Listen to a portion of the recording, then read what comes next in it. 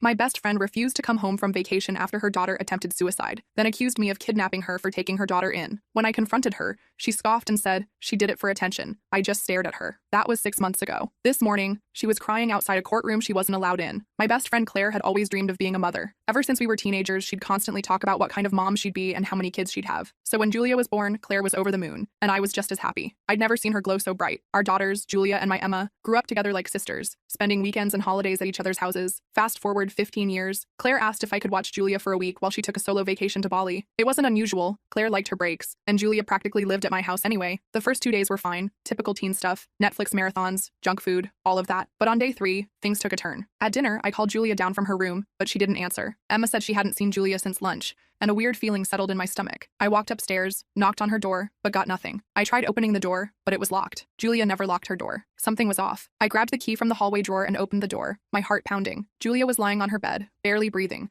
surrounded by empty med bottles and a folded note. My vision blurred as I dialed 911. Emma stood frozen behind me, crying, asking what was happening, but I couldn't find the words. Everything happened fast. The ambulance arrived, and I was answering questions from EMTs while frantically texting a neighbor to watch Emma. On the ambulance ride, I called Claire. She was still at the resort. Through choking sobs, I told her what happened, but instead of sounding even remotely worried, Claire hesitated, then said, "Is it really that serious? Maybe she just wanted attention." I felt my stomach drop. My head spun in disbelief. At the hospital, the doctor explained Julia needed her stomach pumped. I texted Claire immediately. Surely now she'd realize how serious it was. But Claire's next message knocked the wind out of me. Changing flights is $200. It's expensive. Plus, you don't have to go to the hospital every day. That's literally what nurses are for. I stared at my phone, my blood boiling. I wanted to scream, but I knew Julia needed me more than Claire's drama right now. I took off work, used my vacation days, and spent 3 straight nights in the hospital chair beside Julia's bed. One night, she told me she thought Claire didn't love her anymore. She asked why her mom wasn't coming back for her. I didn't know how to respond. I just hugged her, feeling a wave of anger in my chest. Throughout all this, I sent Claire constant updates, photos, and texts, but each response I got back was shorter, colder. Meanwhile, she posted beach selfies, captioning, "Living my best life." It hit me then that the Claire I knew, the devoted mom she always claimed to be, had completely vanished. When Julia was discharged, I prepared a safe, comforting room for her at my place. I tried countless times to talk to Claire about the situation, but she brushed it off every time. Claire finally showed up at my house, a full day after landing, deeply tanned and relaxed. She gave Julia an awkward half hug, then immediately asked about the luggage she'd left before vacation. As I explained Julia's recovery plan, Claire's eyes darkened, her jaw tightening with every word. Suddenly, Claire snapped. She stood up, accusing me of parenting her child behind her back. Her voice got louder,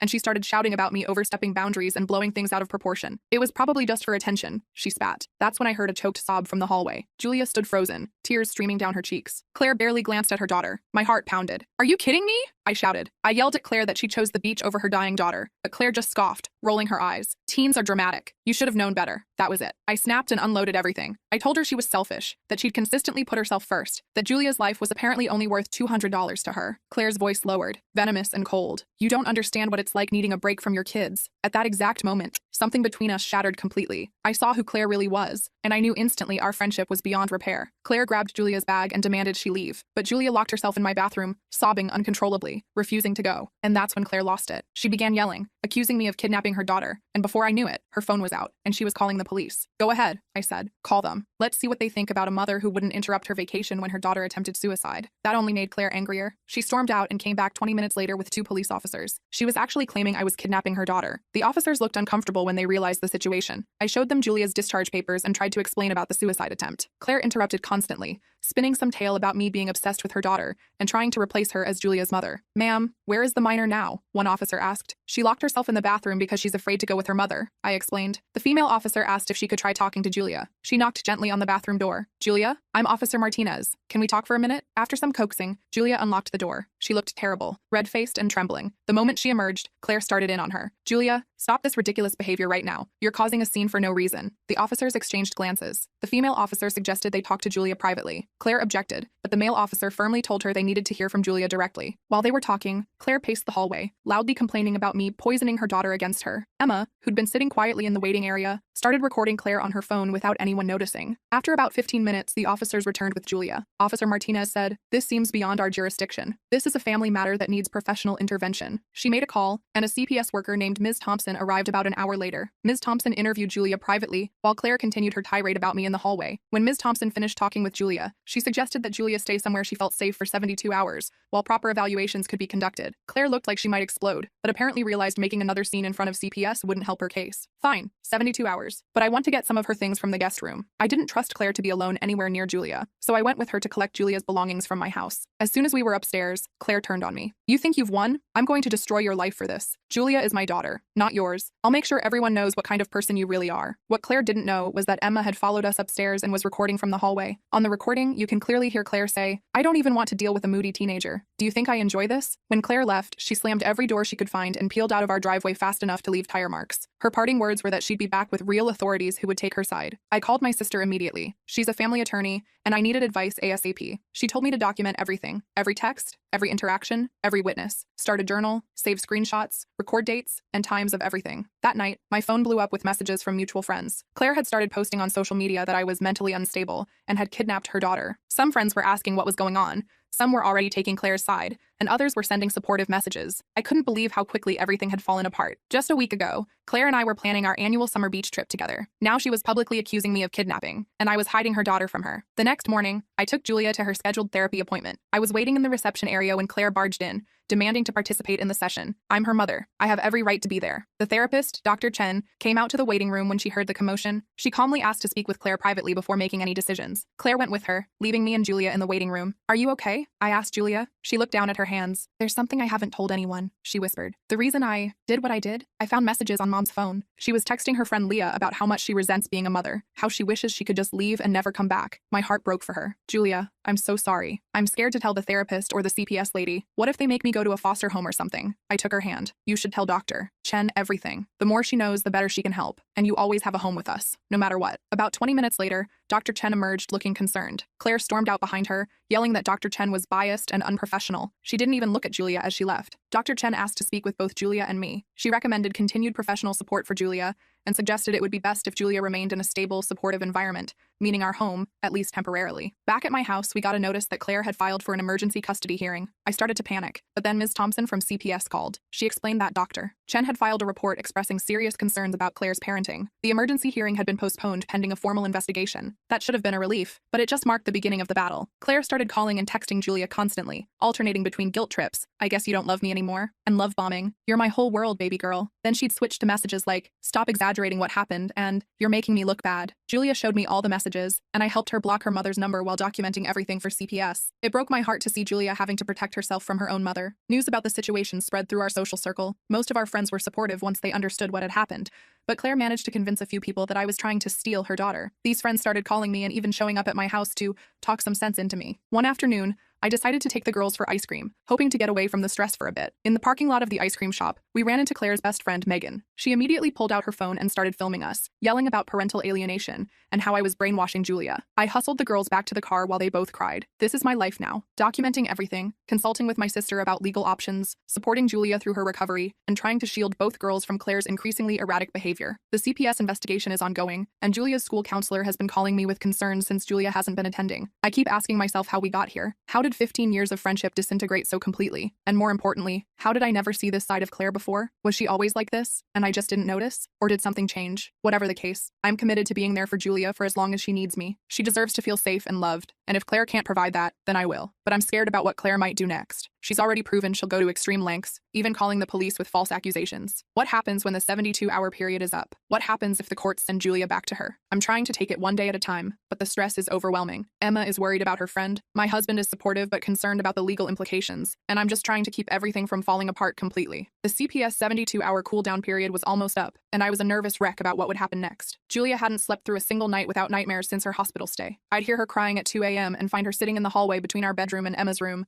not wanting to wake anyone but too scared to be alone. My husband Rob was amazing through all this, making Julia's favorite pancakes in the mornings and helping both girls with homework to keep some sense of normalcy. The night before the 72 hours were up, Julia had the worst panic attack I'd ever seen. She couldn't breathe, her whole body was shaking, and she kept saying, "Please don't make me go back," over and over. After we finally got her calmed down and back to sleep with Emma keeping her company, Rob and I sat at our kitchen table feeling completely helpless. What if they make her go back to Claire? I whispered, not wanting the girls to overhear. You saw her tonight. She's terrified. Rob squeezed my hand. We'll figure something out. Your sister's coming tomorrow morning, right? She'll know what to do. My sister Natalie arrived at 7 a.m. sharp the next day, looking every bit the tough attorney in her navy pantsuit. She'd brought a stack of papers and her laptop, turning our dining room into a makeshift law office. She went through everything we'd documented so far and nodded approvingly. You did good keeping records, she said, reviewing the screenshots of Claire's messages and Emma's recordings. This will help, but I need to prepare you. Family court can be unpredictable. Biological parents get a lot of leeway. Ms. Thompson from CPS arrived at 9 a.m. for a follow-up assessment. She interviewed Julia again, then asked to speak with me and Rob. Her expression was serious but sympathetic. Based on my preliminary investigation and Dr. Chen's report,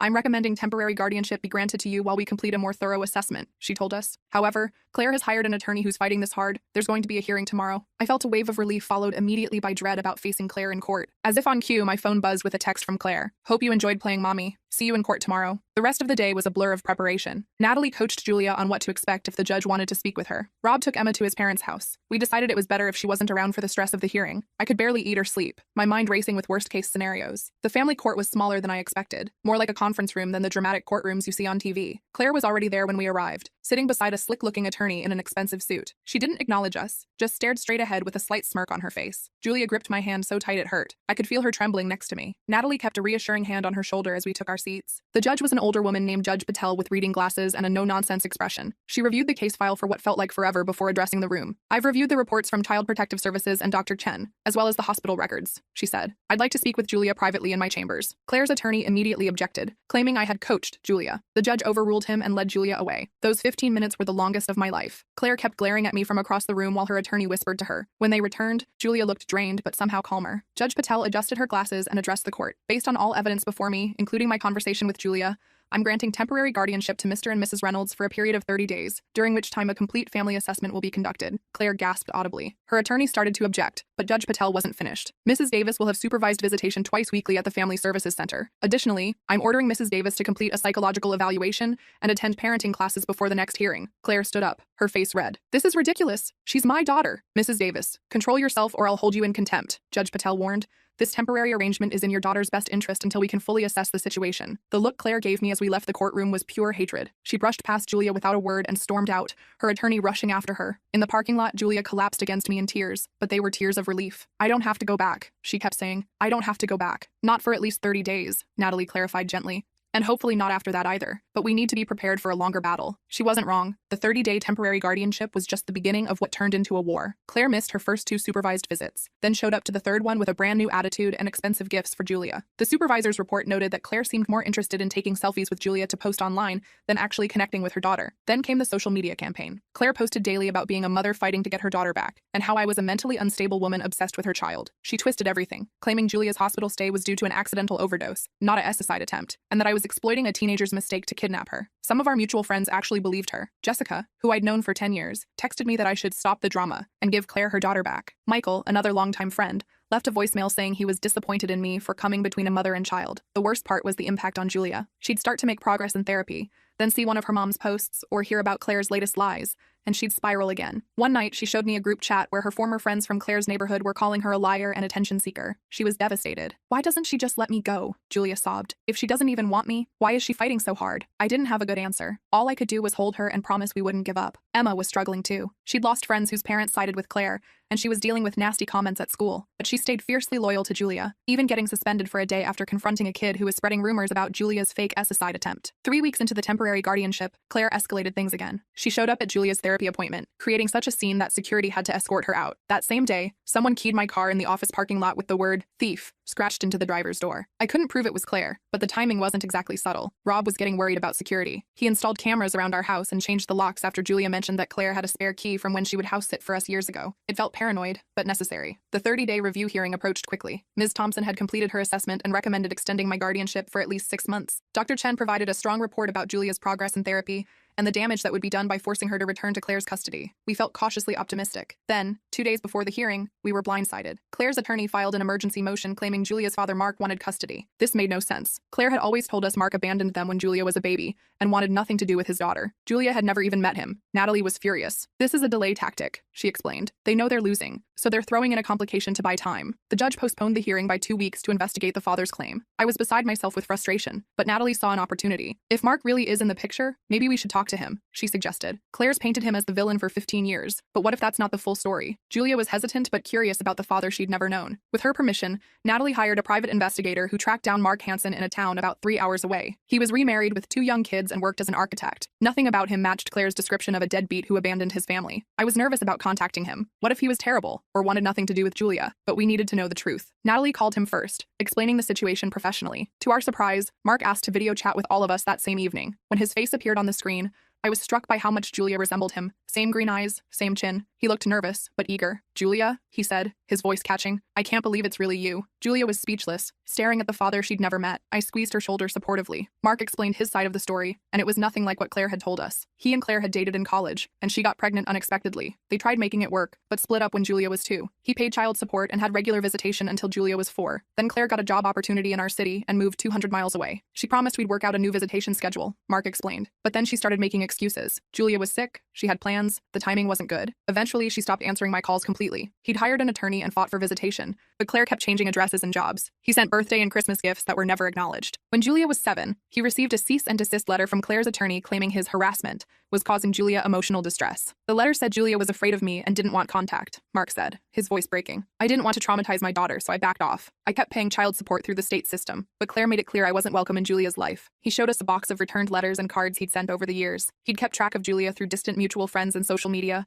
always hoping she might reach out when she was older. Julia was crying quietly beside me. "She told me you left because you didn't want a kid," she said. "She said you never paid child support or sent birthday cards." Mark shook his head sadly. "I never stopped trying, Julia. I never stopped loving you." It was a lot for Julia to process. After the call, she shut herself in her room for hours. When she finally came out, her eyes were puffy from crying, but she seemed stronger somehow. "I want to meet him," she said decisively. "In person." Mark drove down that weekend. The meeting was awkward at first. How could it not be? But watching them together, seeing the same mannerisms, the same way they both talked with their hands when excited, was remarkable. Mark brought photo albums of Julia's early years and his side of the family she'd never known about. Julia discovered she had 2 half-siblings, a stepmother named Karen who was a high school art teacher, and grandparents who'd been keeping gifts for her birthday every year, hoping to give them to her someday. While they were getting to know each other, I stepped outside to give them privacy and found a notification on my phone. Claire had posted a photo of herself looking sad next to a picture of Julia as a toddler, with the caption, "Missing my baby girl who was manipulated into thinking I'm a bad mother. Now her father who abandoned us is pretending to care after 15 years of absence. Money changes people." I wanted to throw my phone across the yard. The audacity of her lies was unbelievable. But then Rob showed me something else. Claire's story was starting to unravel publicly. Former classmates of Claire and Mark were commenting on her post with their memories of what actually happened. Mark's sister had posted counter evidence showing the child support payments and returned gifts. Claire's carefully constructed narrative was falling apart. The extended custody hearing finally arrived. Mark attended, not to seek custody himself, but to support Julia's desire to stay with us, while he gradually built a relationship with her. His testimony about Claire's parental alienation clearly impacted Judge Patel. Claire's attorney tried to paint Mark as an opportunistic absent father, but the evidence of his efforts to stay connected was overwhelming. The real bombshell came from an unexpected source. Claire's current boyfriend Taylor showed up to testify. Claire looked shocked to see him there. Clearly, she hadn't anticipated this. Taylor testified that Claire had confessed to him that she deliberately kept Julia from her father and had been using her daughter primarily for social media content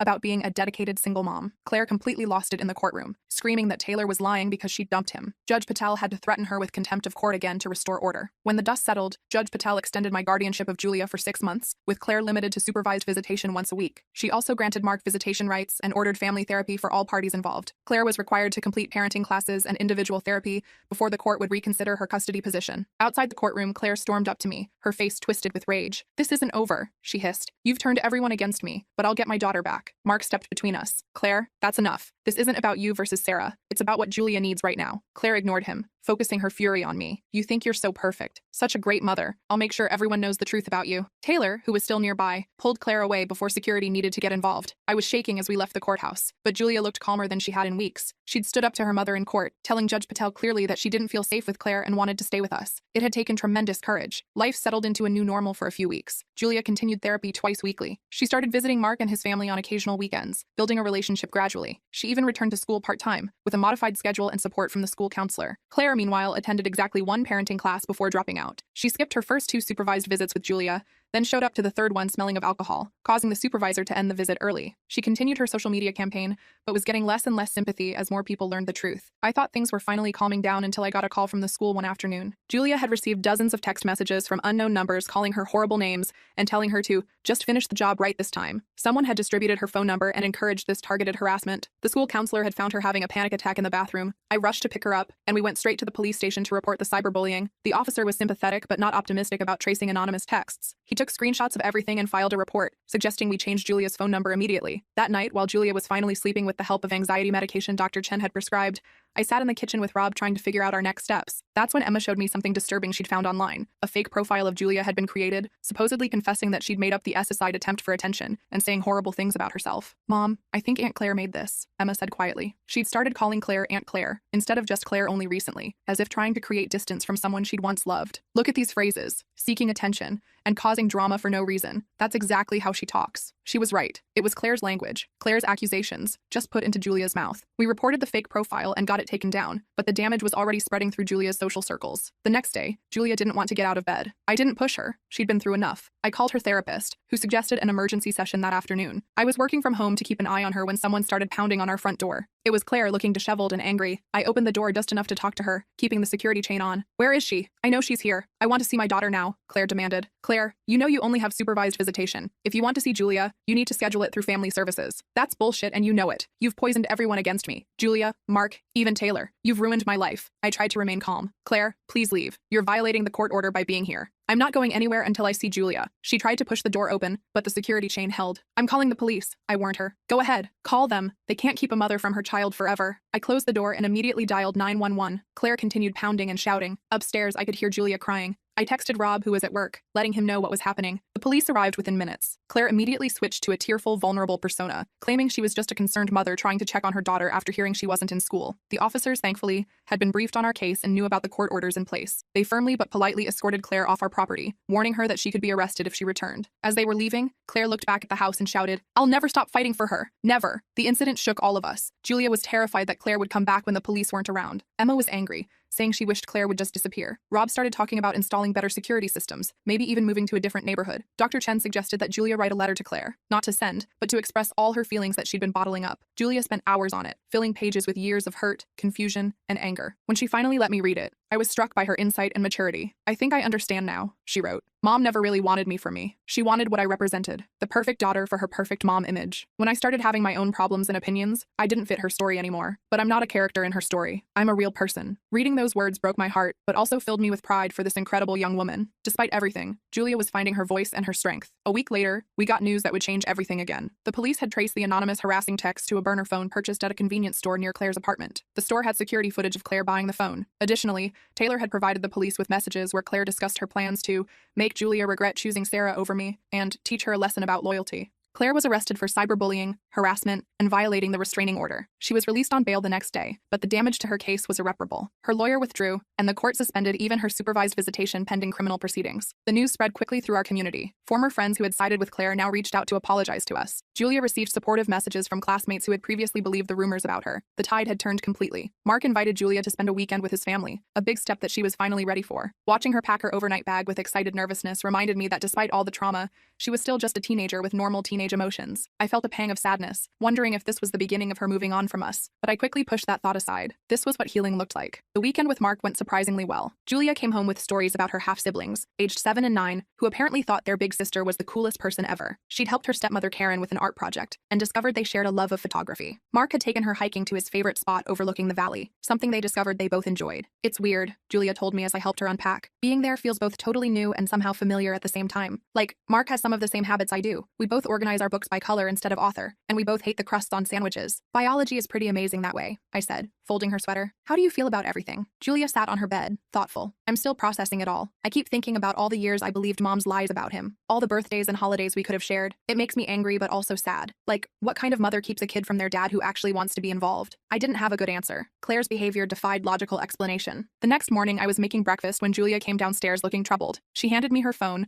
showing me a text from an unknown number. "Hope you enjoyed playing Happy Family with Mark. Don't forget who your real parent is. This isn't over." My stomach dropped. "When did you get this?" "Late last night. I didn't want to worry you then." I immediately called Natalie, who advised us to report it to the police as another violation of the restraining order. The officer who took our report seemed frustrated that Claire was continuing to harass Julia despite her pending charges. "We'll add this to her case file," he promised. "In the meantime, I'd suggest Julia gets a new phone number again." 2 days later, we received notice that Claire had checked herself into a mental health facility, claiming emotional distress. Her criminal hearing was postponed, and her attorney, she'd hired a new one, filed a motion claiming she needed treatment, not punishment. I had mixed feelings about this development. Part of me wanted Claire to get the help she obviously needed. Another part suspected this was just another manipulation tactic to gain sympathy from the court. Either way, it gave us a temporary reprieve from her harassment. Julia used this calmer period to focus on school and building relationships with both her dad and her friends. Some days were better than others. She still had nightmares and anxiety attacks, but they were becoming less frequent. Dr. Chen noted significant progress in their sessions. Claire remained in the mental health facility for 3 weeks. Upon her release, she was diagnosed with narcissistic personality disorder and prescribed medication and therapy. Her criminal case resulted in a plea deal, probation and mandatory mental health treatment, plus an extended restraining order preventing her from contacting Julia in any way for 1 year. The custody situation became more complicated. With Mark now actively involved, he petitioned for shared custody with us. Claire's attorney fought to maintain her parental rights despite her restricted access. Judge Patel ordered a comprehensive family evaluation to determine the best permanent arrangement for Julia. Through all this legal maneuvering, Julia remained with us, gradually spending more time with Mark and his family. Claire complied with her treatment plan superficially, but continued posting passive-aggressive content on social media about parental alienation and the system failing mothers. Julia's 16th birthday approached, her first without Claire, but with her newly discovered father and extended family. She wanted a small celebration, still wary of large gatherings after the cyberbullying incident. We planned a dinner with just our immediate family, Mark's family, and 2 of Julia's closest friends. The evening before her birthday, we were finishing decorations when the doorbell rang. Rob answered it and returned with a large package labeled, "For Julia, happy birthday from Mom." Julia stared at it warily. "I don't want to open it." "You don't have to," I assured her. "But what if it's something weird or scary? Shouldn't we know?" She had a point. Rob carefully opened the package while Julia, Emma, and I watched from a distance. Inside was a photo album and a letter. Rob checked that there was nothing harmful before handing it to Julia. The album contained baby photos of Julia that we'd never seen, her first steps, early birthdays, holidays. The letter was surprisingly civil, expressing regret for how things had turned out and asking Julia to remember the good times we had. It was signed, "Love always, Mom." Julia leafed through the album silently, her expression unreadable. Finally, she closed it and handed it to me. "Can you put this somewhere safe? I'm not ready to look at it right now, but I might want it someday." "Of course," I said, taking the album. "Whatever you need." Julia's birthday dinner the next day was a success. Mark and Karen brought thoughtful gifts, a professional camera she'd been wanting, and a handmade quilt with fabric from her grandparents' old clothes, creating a connection to the family history she'd missed. Emma gave her a friendship bracelet she'd made herself, with charms representing inside jokes only they understood. Rob and I gave her a letter officially inviting her to live with us for as long as she wanted, along with a key to our house on a special keychain. It wasn't the most exciting gift, but the symbolism meant everything to Julia. She hugged us both for a long time, whispering "thank you" over and over. As the custody evaluation continued, we settled into a routine. Julia split weekends between our home and Mark's, with special occasions shared between both families. Claire remained on the periphery, completing her court-ordered treatments and occasionally sending appropriate cards or messages through her attorney. 6 months after Julia's SSI attempt, the final custody hearing was scheduled. The evaluator recommended a unique arrangement. Primary physical custody would remain with us since Julia was settled in our home and doing well, with regular visitation with Mark and his family. Claire would be allowed monthly supervised visits once she completed her treatment program, with the possibility of expanded access after a year of demonstrated stability. In the courtroom, we braced for Claire's objections, but she surprised everyone by accepting the arrangement without argument. She looked different, calmer, less polished, more authentic somehow. When given the chance to address the court, she actually apologized. "I recognize that my behavior has hurt my daughter," she said, her voice steady. "I've been focusing on what I wanted, rather than what Julia needed. I'm committed to getting better so I can be the mother she deserves, even if that looks different than I imagined." Judge Patel seemed impressed by Claire's statement and approved the custody arrangement, with periodic court reviews to ensure everyone was adhering to the terms. Outside the courtroom, Claire approached us cautiously. Julia tensed beside me, and I put a protective arm around her shoulders. "Julia, I know you don't believe me right now, and I don't blame you," Claire said, "but I'm trying to change, really trying. I hope someday you'll give me another chance to be in your life." Julia nodded stiffly but didn't speak. Claire seemed to accept this, turning to leave without pushing for more. As we walked to our car, Julia was quiet. Finally, she said, "Do you think she meant it? About changing?" "I don't know," I answered honestly. "People can change if they really want to and put in the work, but it takes time to rebuild trust once it's broken." "I'm not ready to forgive her," Julia said firmly. "Maybe someday, but not now." "That's completely valid," I assured her. "You don't owe her forgiveness on any timeline but your own." That night, I found Julia sitting on our back porch swing, looking at the stars. I sat beside her, and we swung quietly for a few minutes. "Sarah," she said finally, "thank you for saving my life. Not just that night, but every day since." I wrapped my arm around her, my throat tight with emotion. "You're the one who did the hard work, Jules. I'm just grateful I get to see the amazing person you're becoming. I used to think I didn't matter to anyone," she said softly. "Now I know that's not true." As we sat there under the stars, I reflected on how differently things might have turned out if I hadn't found Julia that night, if I'd respected Claire's parental authority despite my concerns, if I'd backed down when faced with police and accusations. The thought was unbearable. Our journey was far from over. Julia still had a lot of healing to do. The relationship with her father was still new and developing. Claire remained an unpredictable factor in our lives, but for the first time in months, I felt genuine hope for for Julia's future, and for all of us. The broken friendship with Claire would always be a painful chapter in my life. I mourned the loss of the person I thought she was, the years of shared memories and trust, but in its place, something stronger had formed, a chosen family built on genuine care rather than obligation or image. And watching Julia blossom in that environment made everything we'd been through worthwhile. The broken friendship ending. For the next couple of months, things were actually pretty stable. Julia was attending therapy regularly, and her therapist reported good progress. She'd even started going back to school full-time, though we'd arranged with the administration that she could call me to pick her up if things got overwhelming. Mark was proving to be an amazing dad, patient, thoughtful,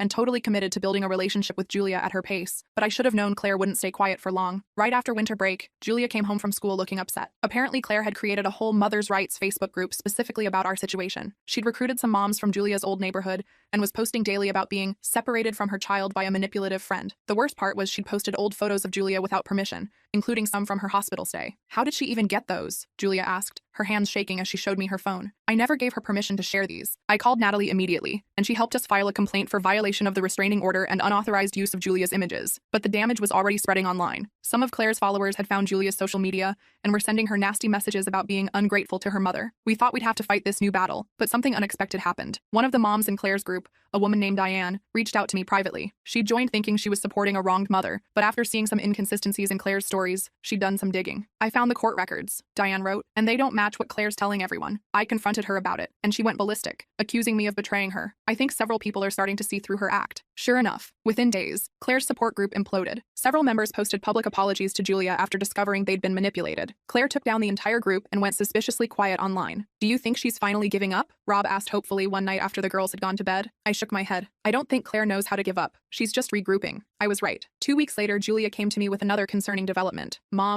Sarah, she corrected herself, though secretly, my heart swelled a little whenever she accidentally called me Mom. Claire's been emailing my teachers. She showed me her school email, which included a forwarded message from her English teacher. Claire had contacted every one of Julia's teachers, claiming she was concerned about her daughter's academic performance and requesting regular updates on assignments and grades, despite the court order specifying all educational information should go through me or Mark. The school administration was amazing once I explained the situation. They sent out a staff-wide alert about Claire and reinforced their security protocols to prevent her from accessing Julia's records or the building itself. Claire's next move came during Julia's therapy session. Dr. Chen called me immediately afterward, sounding troubled. I wanted to let you know that Claire somehow obtained my professional email address and sent me a lengthy message containing what she claims is Julia's history of manipulation and attention-seeking behavior. It's highly inappropriate, and I've reported it to the court. Julia was devastated when she found out. She's trying to turn everyone against me, she whispered, hugging her knees to her chest. Even my therapist. But it's not working, I pointed out gently. Dr. Chen saw right through it. Everyone who matters knows the truth about you, Julia. That seemed to help, but I could see the toll this constant battle was taking on her, and on Emma too. My daughter had been Julia's rock through everything, but I noticed she was becoming anxious about her own reputation at school after Claire started suggesting online that Emma was a bad influence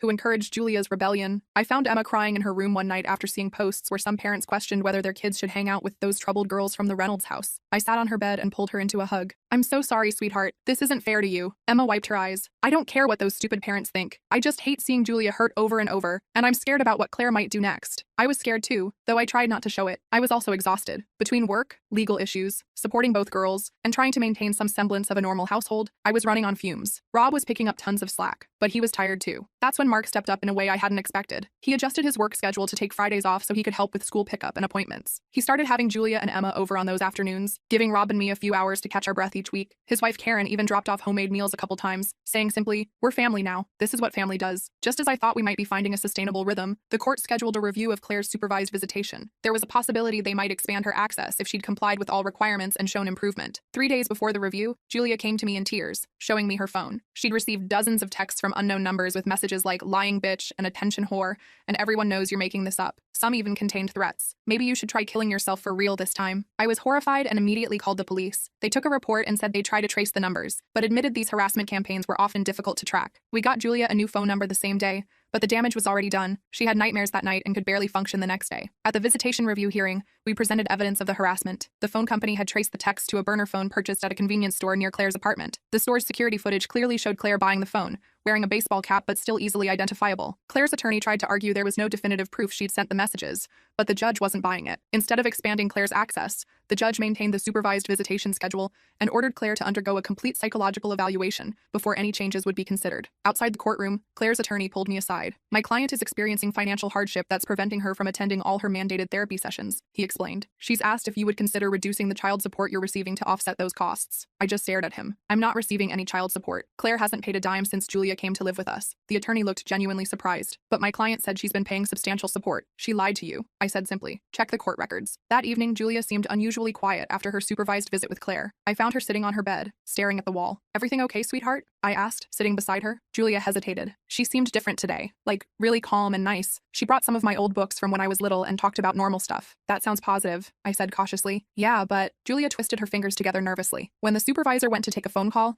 Mom leaned over and whispered that she knows I'll come to my senses soon and that I'd regret betraying her if I didn't. My heart sank. Did you tell the supervisor? Julia shook her head. Mom was smiling the whole time, like she was saying something sweet. It would have been my word against hers. I scheduled an emergency session with Dr. Chen the next day. During the appointment, she suggested that Julia document specific instances of Claire's manipulation and threats for the court. I know it's difficult, Dr. Chen told her, but creating a clear record of these behaviors is important. Julia agreed but found the process incredibly triggering. Just writing down some of the things Claire had said and done over the years brought back nightmares and anxiety attacks. We created a system where she'd write for 20 minutes, then take a break with either Emma or me nearby for support. Even with these precautions, it was grueling work. What emerged from Julia's documentation was a pattern we hadn't fully understood before. Whenever Julia had shown independence or formed close friendships, Claire had found ways to sabotage them. She'd accidentally schedule family events when Julia had friend gatherings. She'd tell Julia that friends had said negative things about her behind her back. She'd even called the parents of Julia's friends to suggest their children might be negatively influenced by spending time together. Meanwhile, Claire's psychological evaluation was completed and submitted to the court. Her attorney immediately filed a motion to have it sealed, claiming it contained private medical information irrelevant to the case. We waited anxiously for 2 weeks before the judge ruled that portions relevant to parenting capacity would be disclosed. The unsealed sections were disturbing. The psychologist noted concerning narcissistic patterns and specifically recommended against unsupervised parenting time, stating that Claire viewed Julia as an extension of herself rather than a separate individual with legitimate needs and feelings of her own. Claire's response was to fire her attorney and claim the psychologist was biased against mothers. The court appointed a guardian ad litem, essentially an independent investigator focused solely on Julia's best interests, to assess the situation from all angles. Linda, the guardian ad litem, was thorough and fair. She interviewed everyone in both households, spoke with Julia's teachers and therapist, and reviewed all the documentation we'd gathered. During her home visit with Claire, she spent over 2 hours talking with her. Claire was very different with Linda than she is with us, Julia said after her own interview with the guardian. She was like super mom of the year, all concerned and warm and stuff. I tried not to worry that Linda might be fooled by Claire's performance, but it was hard. So much depended on her assessment. Then something unexpected happened. One of Claire's friends, a woman named Patricia, who'd initially been hostile toward me, reached out asking to meet for coffee. I was suspicious but agreed to meet in a public place. Patricia fidgeted with her coffee cup for several minutes before finally speaking. Claire asked me to lie to the guardian, she blurted out. She wanted me to say I'd witnessed all these perfect mother-daughter moments between her and Julia over the years, but I can't do it. Not anymore. She explained that Claire had coached her on exactly what to say, including specific events that Patricia had never actually witnessed. I've been friends with Claire for years, and I always thought you were the bad guy in this story, but now I'm not so sure. Patricia provided a sworn statement about Claire's attempted witness tampering, which we immediately forwarded to Linda and the court. Even more surprising, a few days later, Mark received a call from Taylor, Claire's now ex-boyfriend. He'd ended their relationship after discovering the extent of Claire's manipulation and wanted to provide information he thought might help protect Julia. I should have spoken up sooner, Taylor told Mark. I saw warning signs but didn't want to believe it. Claire was obsessed with what she called winning against you guys, but she barely mentioned Julia's well-being. It was all about proving she was right. Taylor provided screenshots of disturbing messages where Claire discussed using Julia to maintain her Mother of the Year image on social media and complained about how much easier life would be without teenage drama. Linda's final report to the court was comprehensive and unflinching. She recommended Julia remain in my custody with continued therapeutic visitation with Claire. But the report contained something none of us had anticipated: concerns about Claire's financial exploitation of Julia through a fundraising account claiming to be for Julia's recovery and legal defense. The judge immediately froze the account and ordered a financial investigation. It revealed Claire had raised over $15,000 from sympathetic followers online, ostensibly for Julia's treatment and legal fees. Bank records showed the money had actually funded Claire's vacation, shopping sprees, and legal representation. The court ordered Claire to repay all fraudulently obtained funds and barred her from using Julia's name or image online for any purpose. When news of the financial exploitation spread through our community, public opinion finally shifted decisively in our favor. With her reputation crumbling, Claire made a show of recommitting to her court-ordered therapy and parenting classes. Her new therapist reported she was attending sessions but showed minimal engagement or insight. The court maintained all supervision requirements despite Claire's protests that she was doing everything asked of her. As Julia's 17th birthday approached, we wanted to make it special. She'd made remarkable progress in therapy and had even joined an art group for teens dealing with trauma. 2 weeks before her birthday, Claire filed an emergency motion demanding to be included in any celebration as her maternal right. The judge not only denied Claire's motion but reprimanded her attorney for abusing emergency proceedings. Still, Julia worried Claire might show up anyway and ruin the day, so Mark suggested hosting the celebration at his house in the neighboring state. The party was perfect, just friends and family, good food, and no drama. Julia seemed genuinely happy, laughing with Emma and her half-siblings, showing Karen her latest art project, and looking more relaxed than I'd seen her in over a year. When we returned home that evening, we found dozens of boxes stacked on my front porch, all labeled Julia's childhood. Inside was mostly junk, broken toys, stained clothes, even some trash. Clearly Claire's attempt to insert herself into the day, even from a distance. Classic mom, Julia said, sighing as we sorted through the mess. Always has to remind everyone she exists. As the school year progressed, Julia started talking about college. She wanted to visit some art schools on the East Coast, which would require adjusting the custody agreement for out-of-state travel. We filed the appropriate motions months in advance, anticipating Claire's opposition. Sure enough, Claire fought the college visit request, claiming Julia was too emotionally fragile to travel far from home. The guardian ad litem strongly disagreed, noting Julia's excellent academic recovery and emotional growth. The judge not only approved the college visits but praised Julia's resilience in court, making her blush with pride. During their third college visit, Julia received multiple calls from an unknown number,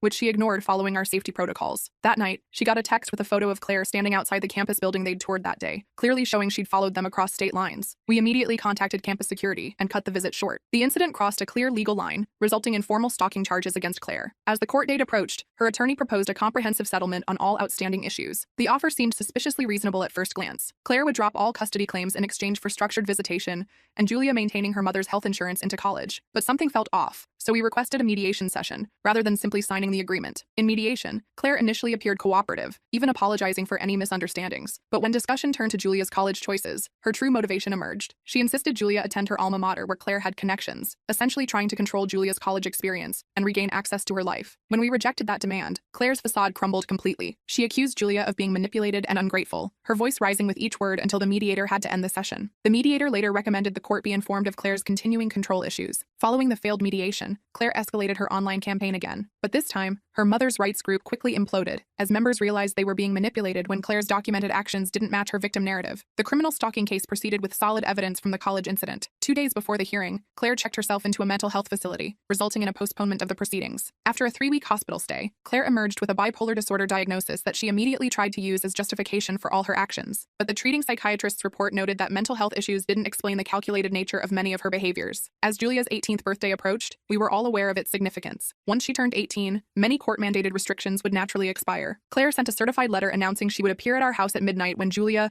legally became an adult and could make her own choices without interference. We obtained an extended restraining order based on the continuing pattern of harassment and Julia's legitimate fear for her safety. But at 12:01 a.m. on Julia's birthday, Claire pulled up outside our house anyway, honking and shouting that she had a right to see her adult daughter. I called the police while Mark, who'd come over for backup just in case, stood at the door ensuring Claire couldn't enter. When officers arrived, Claire actually handed them a document she claimed was a court order granting her access. The officers quickly identified it as fraudulent and warned her about potential criminal charges for creating false legal documents. The fake court document incident resulted in formal charges. Rather than another lengthy court battle, the prosecutor offered a plea deal including mandatory psychiatric treatment and a 5-year restraining order. At the hearing, Julia delivered a powerful victim impact statement that left everyone in the courtroom emotional. "My mother has always seen me as an extension of herself, not as my own person," she said in a clear, steady voice. "When I didn't reflect the image she wanted, she tried to break me rather than accept me. But I hope someday she gets the help she needs, not just for my sake, but for hers." The judge commended Julia's maturity while accepting the plea deal with additional monitoring requirements. With legal matters finally concluded, Julia focused on her future. She applied to several art schools, struggling a bit with essay questions about family and challenges,